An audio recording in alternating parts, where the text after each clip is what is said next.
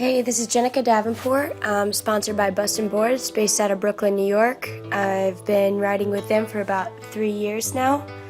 I grew up surfing on the Outer Banks of North Carolina. And then on the off season when the water was too cold, picked up skating, a shortboard and a skate park, and then I moved to New York to go to college, and my now husband, then boyfriend, introduced me to a longboard, and it was love at first sight, and ever since then I've been skating longboards all through New York.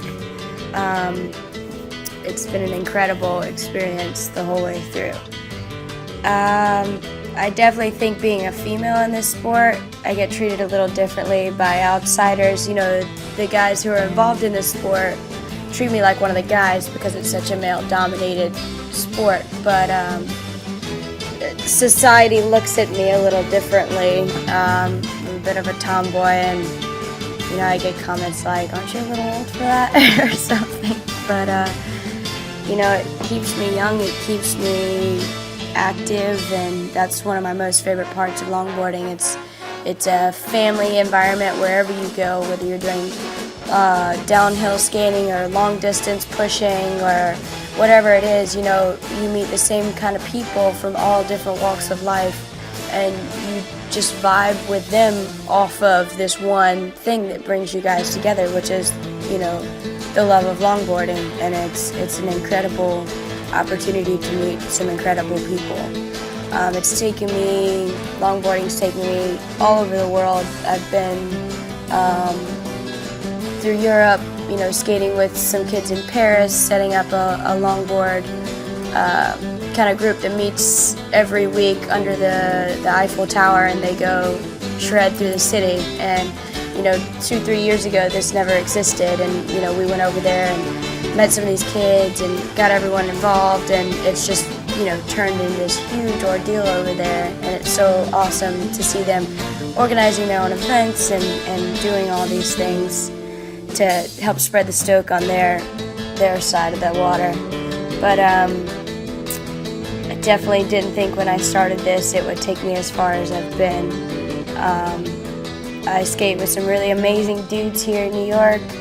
They treat me like one of the guys, and I think that's why I've become, you know, the better skater that I am. They don't use me being as a woman to my demise. They really push me to do the best I can, and so I have to push as hard as they do to keep up, and they've really been my, you know, driving force to make me be a better, well-rounded skater. I was, I guess, about 10 years old when I started skating on a shortboard. My brother put me on a skateboard, and